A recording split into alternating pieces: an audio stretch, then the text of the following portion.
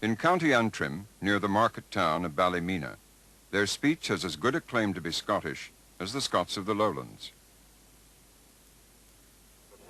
And bold Scots.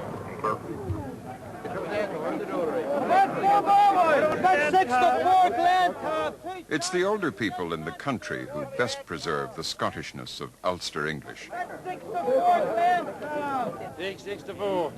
Frank and Sammy White have trained horses all their lives. What do you intend betting on? I'm for betting on Glancer. Well, do Glancer. It's money I want. Glancer. But they know more about horses than betting. I would think all the money he has won wouldn't take him far. Oh, take him oh, no, well, yes. I was thinking it wouldn't be just go Well, maybe. well, You wouldn't go on a holiday anyway. I know, but I was laughing more than £20 at the time. And I laughed at it 2 or 3 times. So it counts up, you know, through time. I never do gamble because I think I know a certain amount about horses. I never seem to be in the right one. It's either second or third, or it hits a fence, it falls, and that's it. My fiver's gone. There's one there, 27, brave and easy. That one's likely to go brave and well. Oh, that's a good jump there, well. Is that Ballylope there? That one there. Well, that doesn't mean anything, you know, we're only starting. That's that 9-3rd there now, Ballylope. Grab it. Well, it's not galloping a bit with. Well, it's galloped all year and hasn't won anything. Well, look, you nearly think she's dropping back too far. No, she'll put up a better racing or that. And it's a sensible pace. There's good enough jumping now. So much on a wee back like that. Where's the favourite? Nearly lost. I know. Almost the only part of the Scottish accent you won't hear in Frank and Sammy's broad speech is the famous rolled R of the lowland Scots. Anything out of Ireland is trouble understanding me. We're not talking city talk. If we went out tomorrow to the same as ourselves and the ordinary farmers and started some big highfalutin talk, they would think that there was something wrong. And we just talk normally.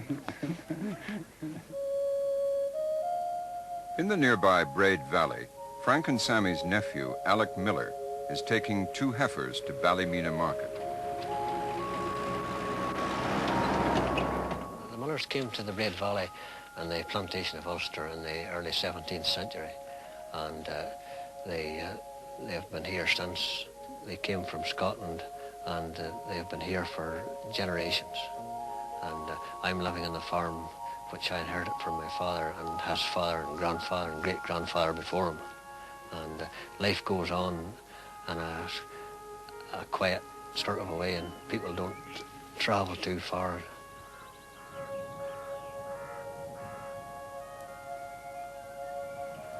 Scots Irish farmers have been coming to the market at Ballymena since the first settlement. Many of them have traditional Scottish-sounding names like McCulloch, McBurney, Cruikshank, Jameson, Logan, and Reed. 105, 100 big, and 105 all in front. Okay, please, 100. Right. The farmers here say new for now, coo for cow, abin for above, and fernenst for opposite.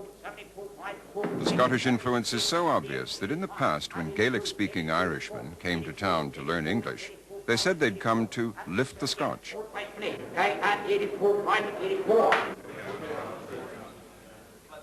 One man who's made a lifelong study of Ulster English is Professor John Braidwood, himself a Scotsman.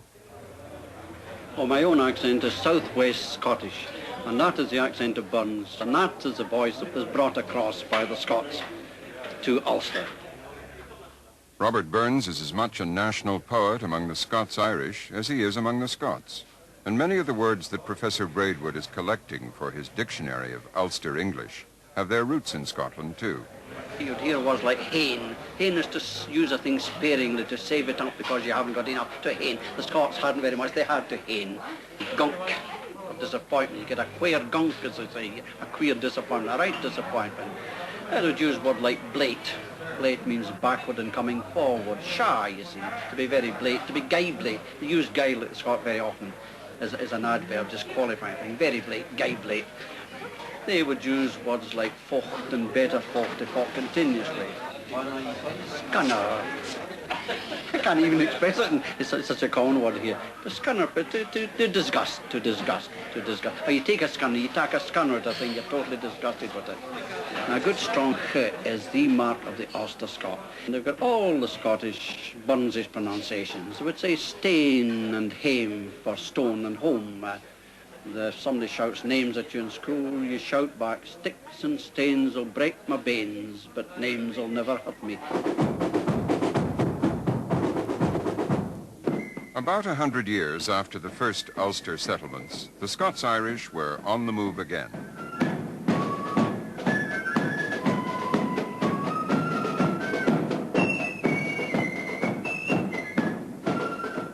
Typically undaunted, they set off with a characteristic swagger to another frontier, the colonies of North America.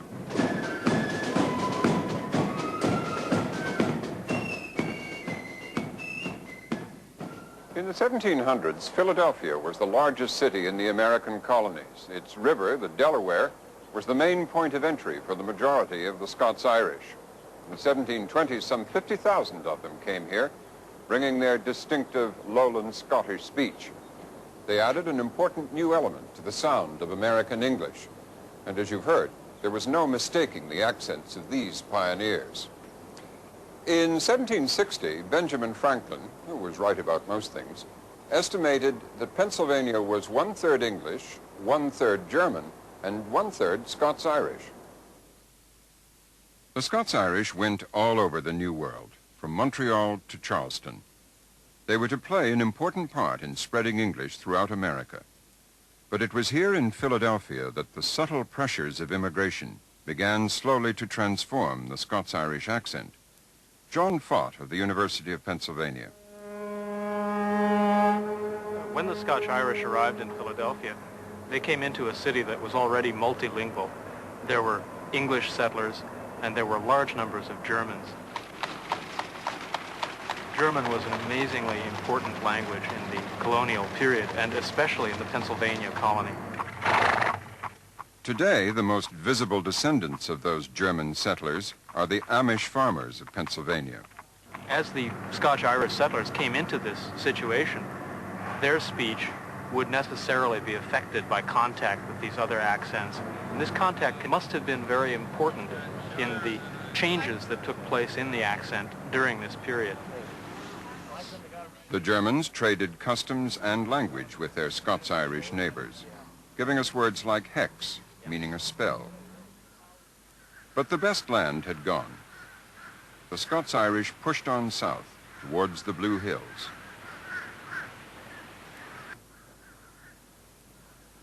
Here they adapted naturally to the pioneering life of the frontier.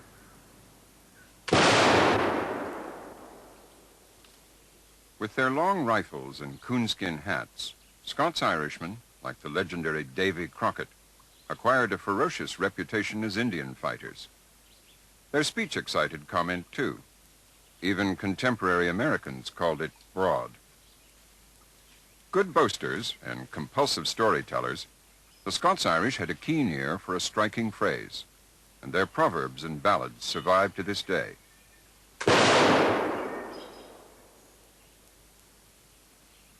Davy Crockett described himself as half horse, half alligator, a little touched with snapping turtle. The long rifleman gave new life to expressions like hang fire, going off at half cock, keeping your powder dry, and a flash in the pan.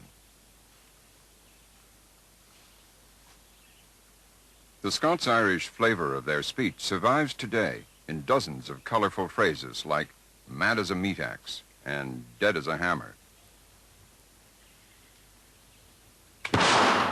The frontier scouts and Indian fighters had blazed the trail. The land-hungry Scots-Irish squatters soon followed.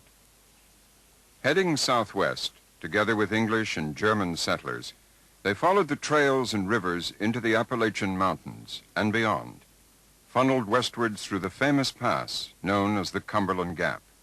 Lay down, boys, take a little nap.